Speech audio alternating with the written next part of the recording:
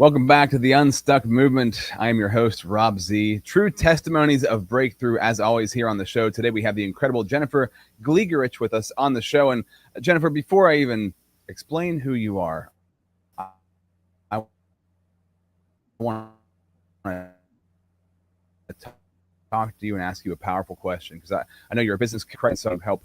What are three must-have mindsets when it comes to growth? When we think about growing and wanting to become a better person, wanting to excel at what we do, and as a human being, I love getting specific and practical information. So what are these three must-have mindsets we need to continue growing better and better?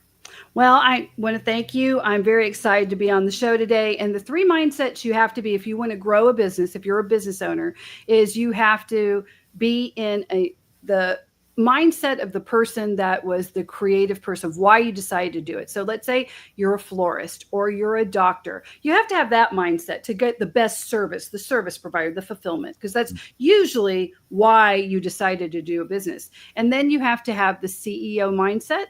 And then you also have to have a shareholder mindset of the business. And if you can get into those three different mindset as, the manager, the CEO, and then the shareholder, well, then you've really up-leveled your game. And it really also too forces you to think differently, to think outside the box, because you have to learn, what do CEOs ask? What question would a CEO ask that is different than what I'm doing? Because most entrepreneurs start out by creating a job for themselves that they can get paid at, and then they become their worst manager. They don't let them have a vacation. They're working 24 hours a day. They burn out. They have I'm going to do it all so I can be valuable.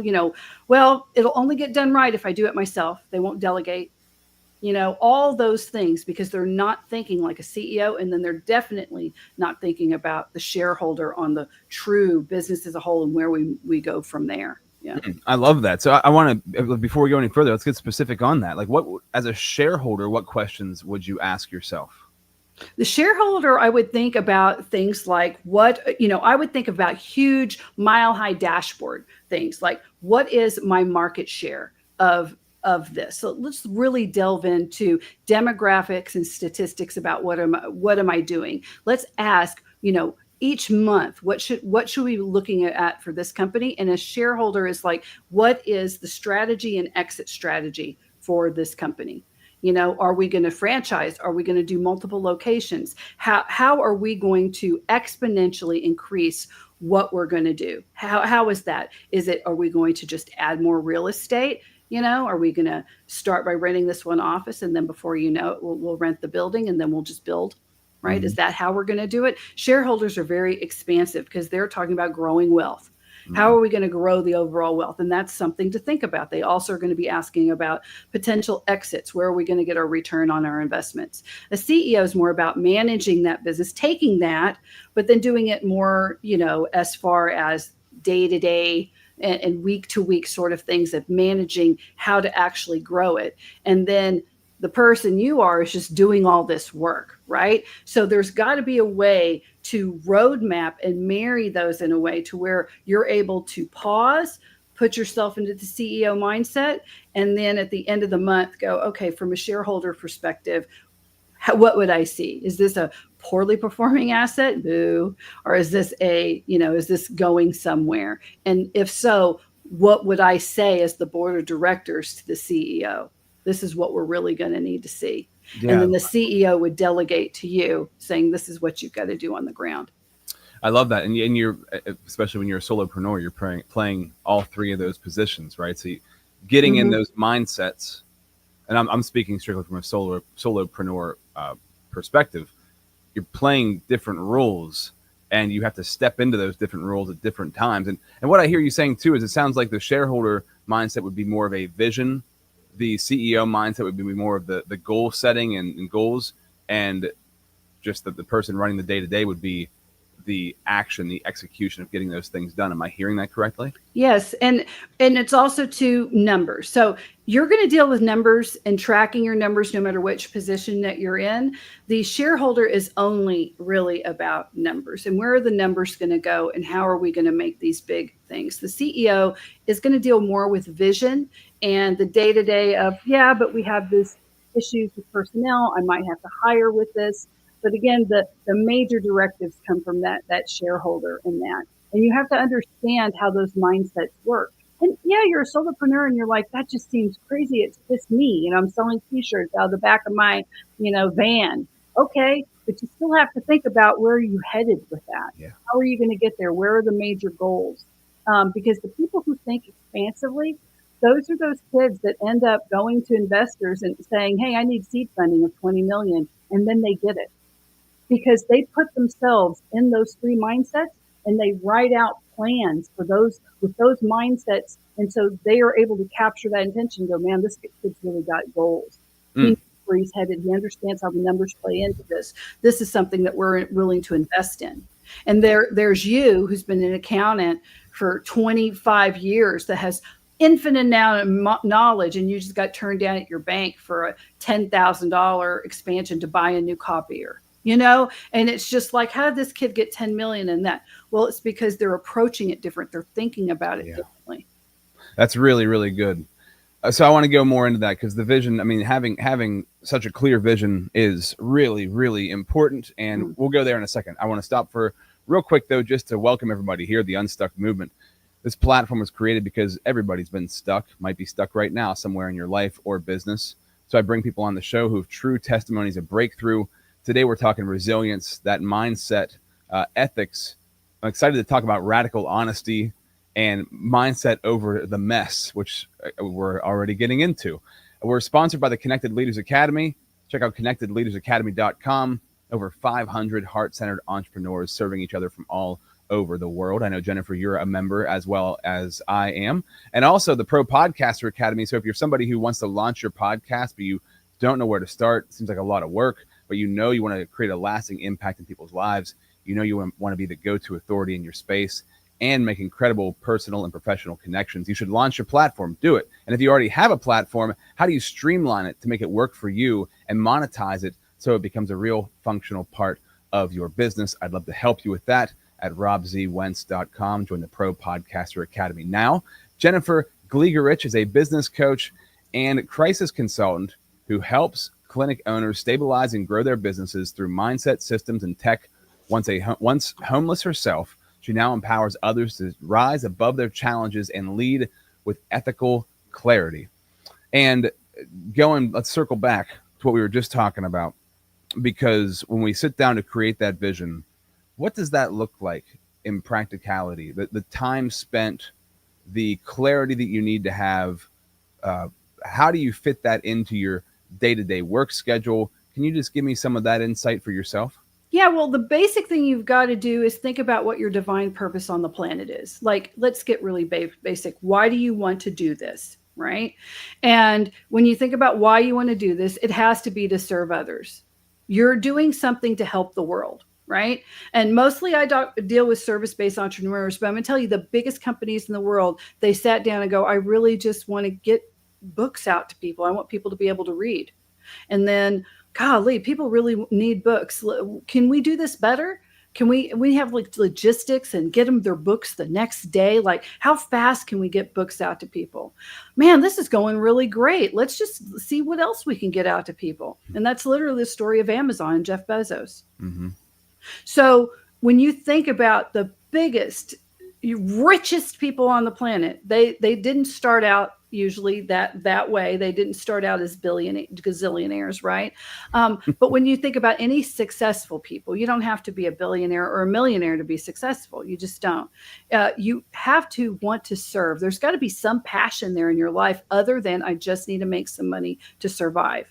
So you have to get out no matter how desperate you are. And I've been desperate. I've seen poverty. I lived in a homeless shelter as a teen. I was all alone. And I lived in, I've experienced poverty on a level most people will not experience. I know what it's like to go days without getting food in America.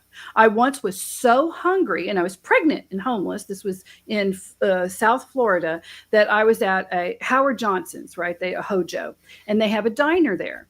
And I was just sitting there seething with rage at all the people just eating, because I was so hungry and I was so mad. Like, what did I ever do? I'm a kid. I never hurt anyone. Why am I so hungry? I was so mad. And then I saw this big family get up, and they left so much on their plates, and I was pissed. So I just got up, walked down, and I just started eating their leftovers. And then I wasn't hungry enough. Wasn't full enough with those leftovers, and someone else left, and I sat down and I ate their leftovers because I was hungry. And I was going to say nurse, but the waitress came over to me and she gave me some crumpled up money. She goes, "You're going to have to leave. You're making people uncomfortable. Please don't yell at me." And I remember giving her the most evil, mad look. Like, whoever you are, I'm so sorry. I was in a real bad place. I was like a really messed up kid. And I took her money and I go, "Fine." I was just hungry. And I got up and I left, and she gave me money, and I was able to afford a hotel room and take a shower. And that's not one of the worst things that happened, but it was pretty bad. I remember that. And I still feel bad about how I treated that poor lady, right? That was her money that she's probably, poor. You're working as a waitress at Hojo's on A1A, and you're going to give me your crumpled up tip dollars, right? Because you don't want because some kitchen cook or your manager's yelling at you, "Get her out of here," like she's making us look bad, so I'm going to tell you, no matter how desperate you are, because I've been desperate, if you find whatever is your divine purpose is, and it has to be to helping others, even if you are the person that needs that help, you have to figure out what's your divine purpose on this planet. We all have one. It's got to be something. And then, well, how am I going to do this? And how am I going to do this most effectively? Right? Maybe your divine purpose is to bring color to the world, and that's why you're a florist or a painter or designer. Maybe your purpose is you want to help heal people, and so you're a researcher or something else. Whatever it is, you can figure it out. So usually, though, you figured that out by the time you're listening to a podcast like this. And so how do you put that in practicality? Well, you want to have that purpose front and center in everything you do. My job is to help the people of San Diego live pain-free so they can have their best, happiest life. And when people ask you, "What do?" you don't say, "I'm a chiropractor." And you don't have your staff say, "I work at a chiropractor's office." Womp, womp, that's so boring. So what do? You say, "We help the people of San Diego live their best pain-free life." And how do you do that? And that's when you give someone the promise that your company and what you're doing. Well, we've developed, a 3-month program of 3 stages, and we're able to, heal you, make you healthy, and make you happy. And we do it without drugs and without surgery. That's amazing. Tell me more. Just making that mindset shift on your purpose and your promise, and then bringing it down to the day-to-day. Well, how can I do this better? Well, I need new patients. I don't have any patients coming in. Okay, so what are we doing now to try to find people? Well, we're talking to people on the street. And well, how's that working? Well, I don't know. We'll start tracking it. And if it's not working, let's do something else. Track how many people you talk to, how many people you call from that, and how many people we come in. That's how you start. We're doing paid ads. That's how you track it.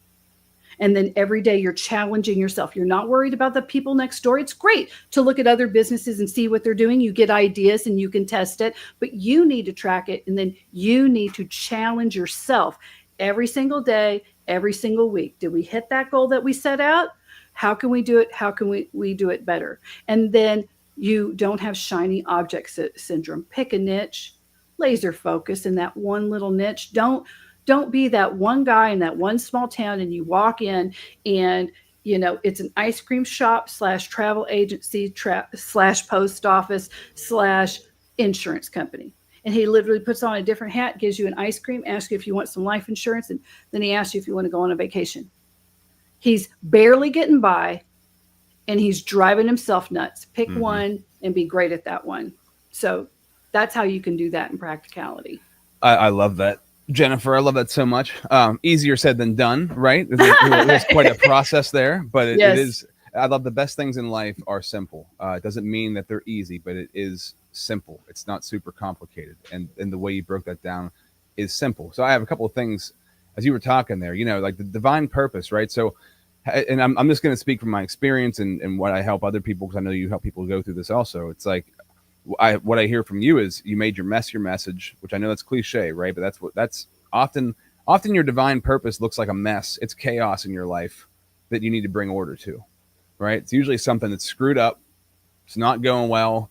And it's like, if I get this thing right, other things would probably fall into place.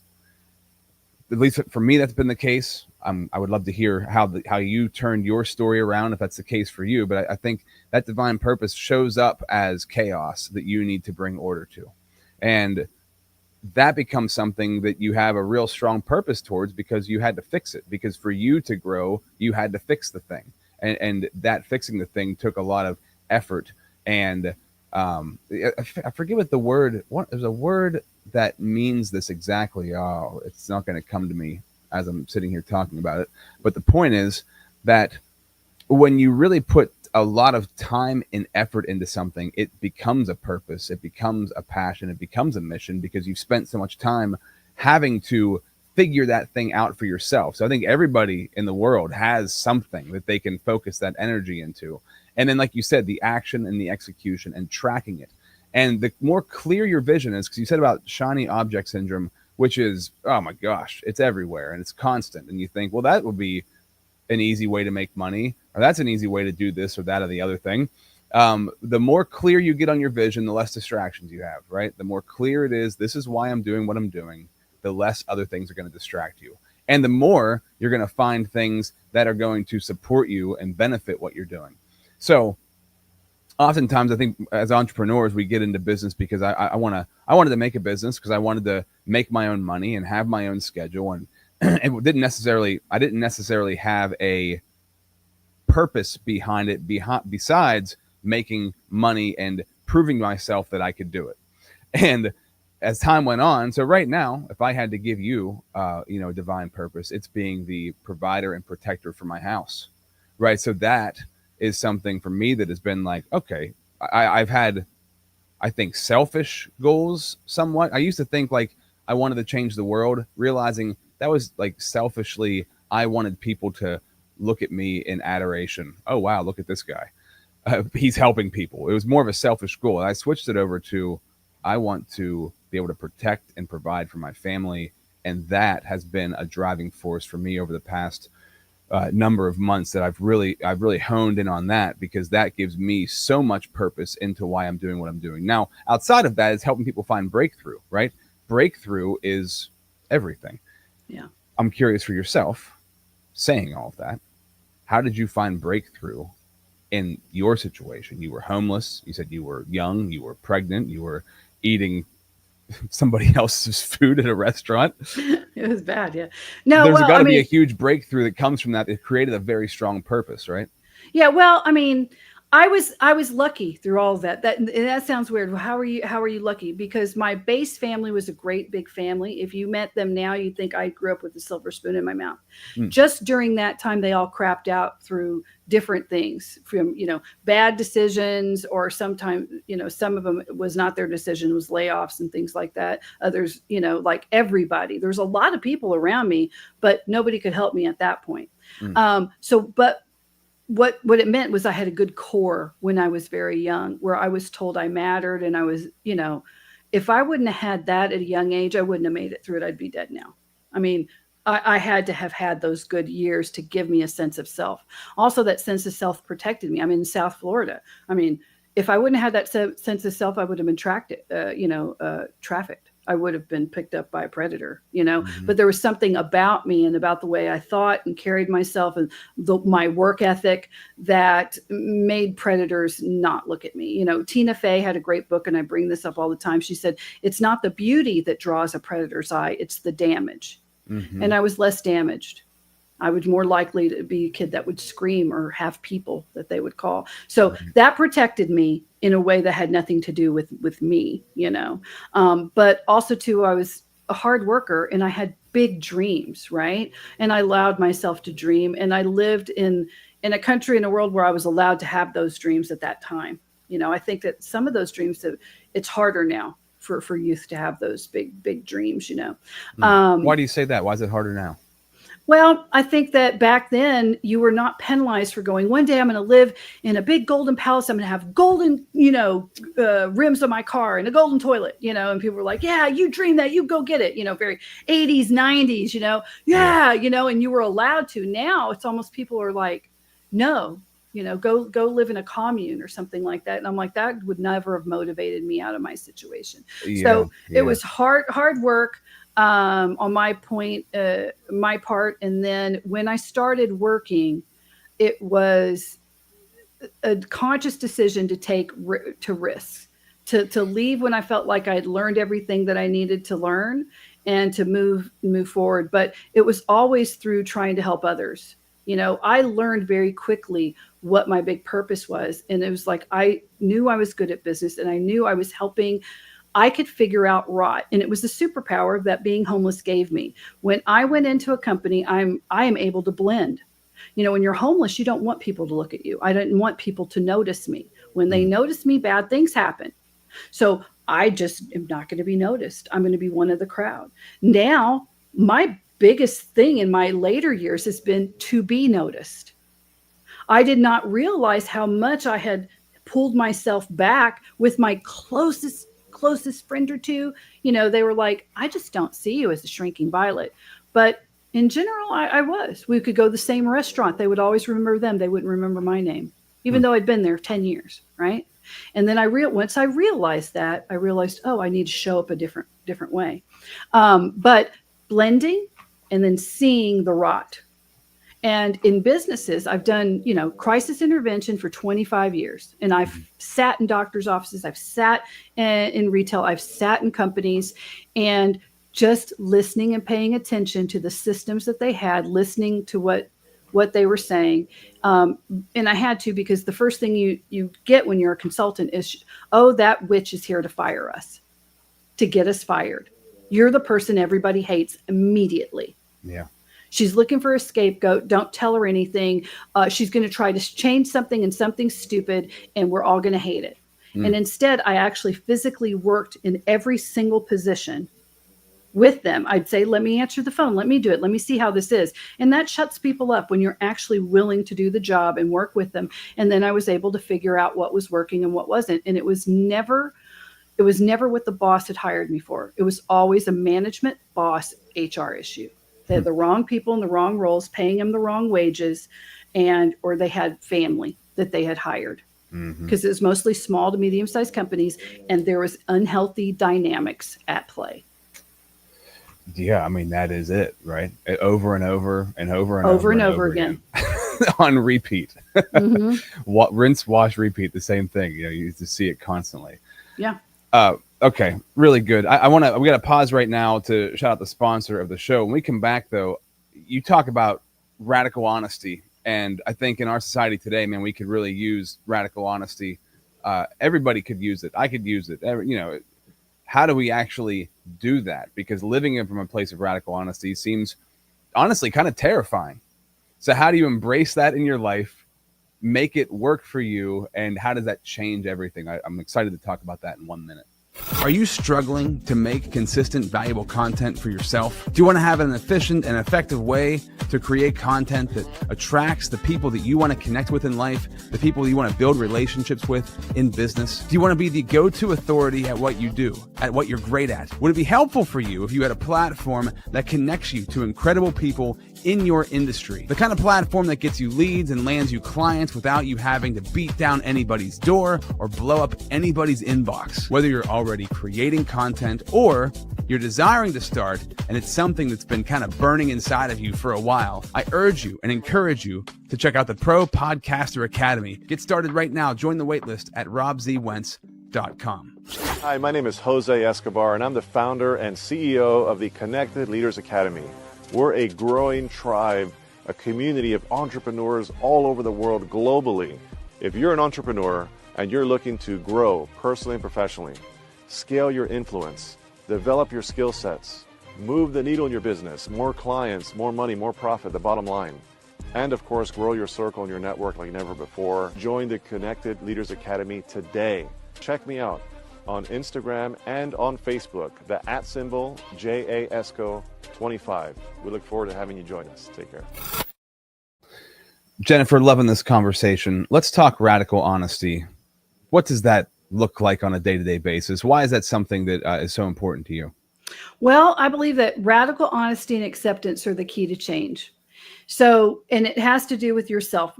I can tell you that the worst gaslighting I've ever gotten, and that I've seen in clients, is the gaslighting we do to ourselves. Yeah. We will lie to ourselves. We will tell ourselves it's all going to be okay. And it's not our fault, right? Our brain is hardwired. There's a ton of neuroscience. In fact, I'm reading an incredible book about it right now. And the book's in my other room, but I can't remember it. God, it's like Clay Woods, I think, just wrote it. But anyway, it's about the neuroscience behind why we lie to ourselves in our emotional state, so that we will avoid red flags, even though they're glaring. And when we do that, we never have to be betrayed by anyone ever again. Like literally never. It still allows us to trust. So we will set ourselves up for failure and ridiculous goals. And we have to be radically honest, right? So we have to say, let's just say dating. Who do you want to date, right? Okay, I want to date the most handsome, like it used to be Brad Pitt, right? If you were going, I'm going to date a Brad Pitt or, Johnny Depp. Well, not anymore, but, or somebody, I don't know. It's crazy how things have changed in that regard, right? Yeah. I don't know who like the highest person is right now. I haven't even thought about it, but who knows, right? But, that's how it used to be, right? But then a radical honesty is saying, yes, but what are they looking for? And, not being mad about it. Like people do that with the current president, right? Well, why do you like that guy? He'd never like you. He would just grab you or, whatever crazy stuff like that.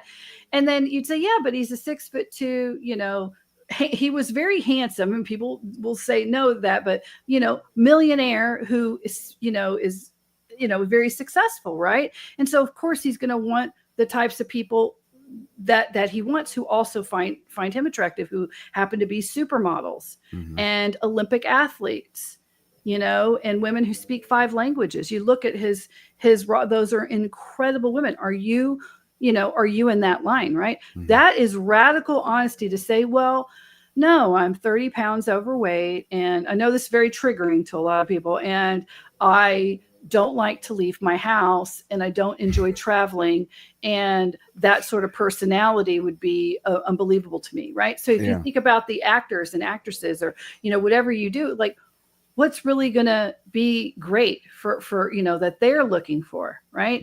Well, is that me? Okay, well, then how do I either change and you don't want to change yourself too much, you still want to be yourself, but if that's really what I want, then what am I doing in my own life today that's limiting me from getting what I really want? Well, then you have to change that. And the same thing in business, and the same thing in your schooling, and the same thing in your career, right? So it's just being really honest with yourself and accepting it, and either forgiving yourself for saying, wow, that was really an out goal. I don't think I really want that. I mean, do I really want to be away from my partner for that long? I mean, there's a lot of girls who go, oh, I just want a military guy. That uniform is so cool. But they don't want to be a military spouse, right? That's a hard life. It's very difficult. You can't get no career longevity. You're having to move with your spouse sometimes across the world, meaning you're having to leave your jobs that you've worked so hard for. So you have to just be honest with yourself and really, stick that out. Right now, we have tons of AI that can help you. Just type in your stuff to AI, and the AI ChatGPT can give you back stuff now. So, I mean, it's not like you don't have a lot of help that's free. It's not even that you have to go to someone and go, I don't even know what questions to ask, right? So in business, when I'm talking about radical honesty, is saying, well, how come we don't get a lot of people? Well, are you doing any advertising? What's your budget for advertising? Is it in line with what you need to go? Have you talked to any companies? What have they given you as a range is acceptable? So you can pretty much, even if you don't know the question, just set up 5 ad agencies and ask them, for what I want, what do you think my range should be? That'll give you a pretty good idea. And so you just have to do that work so you can have an idea for that goal. And then if you can't do that, how are you going to get there? And then think about the different ways to get there. It's just being more logically and taking your emotion out of it. That's what radical honesty and acceptance is. It also is a basis for ethical entrepreneurship. When you're an ethical entrepreneur, you are daily working on your divine purpose. Mm-hmm. You have this divine responsibility to yourself and to the world to do that purpose. Have I worked on that today, or did I just get stuck on emails? Well, if I just emails, I need to go through emails, but do I need to be doing that? Is that the highest use of my time? Or is there a program I could use to maybe filter them for me? Or is there maybe a part-time person for that? Because I'm going to tell you, if you're an owner, if you're stuck in admin or fulfillment, you are not allowing yourself to be your CEO or your shareholder, or even your manager mindset that you need to be. Great points, really good points. And that is the whole radical honesty thing. I heard two things that you said there that were really good. Radical honesty is going to trigger you, right? Because honesty triggers people. Yeah, it does. And so understanding that, okay, if I'm going to be honest with myself or honest with somebody else, and why do we avoid being honest? Because somebody's going to get triggered. Why do you avoid being honest with yourself? You're going to get triggered. Yeah, it's going to hurt. And then sacrifice is going to come from that. Okay, so if this is the truth, then I need to sacrifice something in my life to get to where I want to go, right? And it doesn't even have to be sacrifice sometimes. It's just making the commitment to yourself to love yourself enough to do it for yourself. Well, then you're going to have to sacrifice the old way of thinking, right? Yeah, so that's right. Yeah, you're right. The old way of thinking. That's what it is. And that's really hard. I mean, that's not easy. It's not easy to give up that stuff, but to understand, okay, if I need to get if it's the person that you want to be with, or it's the career you want to have, or whatever it is, there needs to be that understanding if that's what's going to happen. And that takes that's a mental muscle that you have to put into practice, right? Yeah. And recently, here's a good one for me.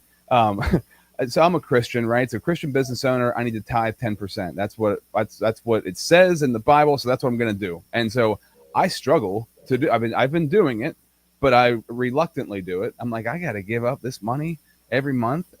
But I know, and I believe, and I know, and I've seen it work in other people's lives, that creates the abundance that God will bring. And so it's something I've had to be like, okay, that is very triggering. But if I'm going to be honest with myself, I know I have to do it, so I have to do it. And if I don't do it, then I can't blame. I want to blame somebody else, right? This person needed this money. I had to pay this bill, whatever. But that's what it requires. So there's different things for that in your life that I think we all could see. See, I would think of it differently. I would actually challenge myself to say, why is this causing a resentment in me? How could I tithe and give money to what this money needs to go to in a way that wouldn't cause me resentment? And then I would think of a way to tithe in a place that gives the same amount of money, but maybe more directly to a charitable organization or a cause that I would feel very joyful doing. Because at the end of the day, it would do it, because sometimes it could be, why am I having such a resentment? And then, and I'm not saying this is what's happening with you. Or anything, but let's say if I thought, well, because I'm mad because my church built that one thing and I didn't think that they needed it, and I don't like that lady who is on the vestry, right? Usually it's a person or a thing, and I don't want that money going to her, and she's just going to want to do it for this thing. And okay, that can be that. Can you get over that? Is that really just kind of like a you being petty thing, or are you actually your gut's telling you something that is more divine? You're right, don't do that. Still do it. Maybe instead donate it to, a cancer charity or something as long as it's done and it could be done like that directly, then I would think of it differently. But then again, I'm Orthodox Christian, so we think differently, more I think holistically or whatever. That sounds bad, but yeah, you're 100% right. And that's so for me. It's not like I'm not gonna die on this hill or anything like that. But for me, it was it wasn't necessarily I'm giving my money to good people and to good organizations that I know are doing great things, and I trust them and I love the people involved. It's more of me versus me. It's it's the stinginess that I have, right? But I need it, and God knows I need it. Right, exactly. Yeah. That's what it is, right? So, and it's getting over myself. So it's radical honesty. Why am I being like this? Well, because fear. It's fear, right? I'm not going to have enough. That's what it is. And honestly, what it's been teaching me is, holy cow, I do have enough. I looks like I have more than enough because I'm able to give a bunch of it away, 10% of it away each month, and I'm still doing well. It's amazing. So I love that though, because radical honesty, that is, people run from that. We can run from that stuff our entire lives, and it's such a great lesson to learn. Yeah, and it doesn't mean you have to change. Sometimes you can be pressuring yourself for something that you really don't want. So let's say, so I want to be a millionaire. I want to have $1 million business. You know, everyone says that. So that's $83,333.33 a month. That's how much your business has to bring in gross revenue in order to be $1 million business, right? So think about it, and think about what you need and what the people you need, and how many hours you want to dedicate and where you want to spend your time. I can tell you, I've worked with a lot of clients who've said that, and things have changed, and they ended up realizing that what they really wanted was a $60,000 a month business. Everything over that started making them unhappy. They didn't enjoy it. They didn't enjoy breaking away from what they enjoyed doing in fulfillment that actually fulfilled them spiritually. And they felt like, well, once you get to a certain point, you have to pull away from those things because you've got to do other things, you know, and they didn't like it. That's not what they wanted. And they didn't feel like the extra income was even worth it. It didn't make them happy. Right. So that is just saying, wow, that goal is actually not the goal. It was the goal. And now I'm going to accept that. And if somebody says, hey, you always said you would do this, why aren't we doing this? Well, guess what? That didn't work for us. Right. Yeah, that's what we want. Now, that's very limiting, because in a business, if you're not growing, you're dying. Right. So we don't want to limit ourselves, but you could shift and go make another one. Right. Build that one up and make another one, get back into that. You're going to have a growth plan no matter what you do, because you're growing, grow or die. That is how it is. So sorry. Right? Yeah. Getting creative, right? Being creative, but also getting really clear. Cause like you said, if I think I have to have $1 million business, and then you realize, oh, I actually don't need that much money. Like that was because you weren't clear on what you actually needed or what was required. And that changes your way of thinking. Right. And then you get creative. And I think that clarity and creativity go hand in hand. You need to be able to adjust and be radically honest with yourself, which is really looking at exactly what is going on, how much money is being spent, how much am I making, like I know you talk about understanding your numbers being a non-negotiable. So I love that. Yeah. Before we come to the end of this, I'd like to ask, one of the questions people ask you a lot, I guess, is a quick way to boost business income if you don't have a lot of cash. I'm curious what your answer is to that. Number one, you have to be tracking, and 2, start networking. Joint ventures. Get that energy out in conversations that matter and start thinking about the synergies. So when I say synergies, I know that's an overused term, but this is what I mean by that. Start saying, I'm going to talk to people about what I do, and I'm going to be very excited about it. I have a good purpose and I have good promise, right? And either I'm going to come away thinking this about the person. I never want to talk to you again. Ew. 2, you're somebody that's interesting, but there's really nothing for that, but we might be friendly and have a coffee every now and then, but we're on 2 different planets, but you're okay. 3, you might be a client. You might be somebody I can help. You might be somebody who can refer people to me that I can help. You might be somebody that can refer businesses and other people that are adjacent to what I'm doing right now that might expand it.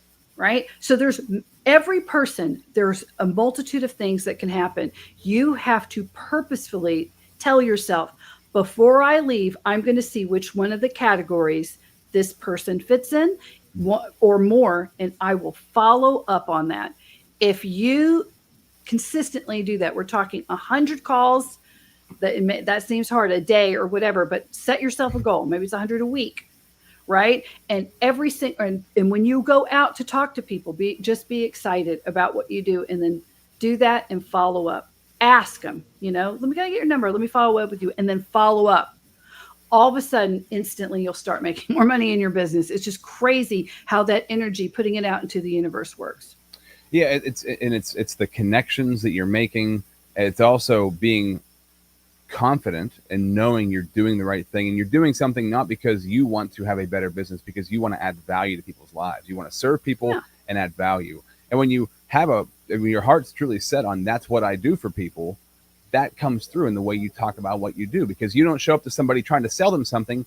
You show up to somebody seeing like, how can I help this person? Maybe it's connecting them to somebody else. Maybe it's they work with me or whatever that is, right? So be curious. That, yes. Be curiosity. Curious. Mm-hmm. They say curiosity killed the cat, but I don't think that's true. Gave it 9 lives. That's what it did. So as we come to the end here, I want to invite people to connect with you. So you can click on Jennifer's picture on her website and book a call with her at superclinicproject.com. Anything you'd like to say about that? Yeah, just go. Once you do that, it's very simple. And once you see my picture, you just click on it and you can get into the free school. I'll get tons of freebies and you can get a free session with me. I love it if you give me a challenge. I'm challenged with this, and within 15 minutes, I'm going to help you get over that challenge. I'm really good with that. And so let me help you. That's what I want to do. Amazing. Superclinicproject.com. Click on Jennifer's photo on there. Loved having you on today. Really fun talking to you. Thank you for your time. I love what you do, serving people and adding value. Anything you'd like to leave us with before we sign off? Yeah, the thing I always tell people to question yourself, just ask yourself the question. This is from Who Moved My Cheese. It's, what would I do if I were not afraid? And then write it down and then follow that thought process. And you'll figure out that you have let fears maybe limit you from really good calculated risks. And it's okay to take them. But always ask yourself that, because it's very telling what your answer to that is, because we don't want fear to make any decisions for us. Amen to that. I love it. Thank you so much for your time and what you do, Jennifer. Another true testimony of breakthrough. Until next time, this has been the Unstuck Movement.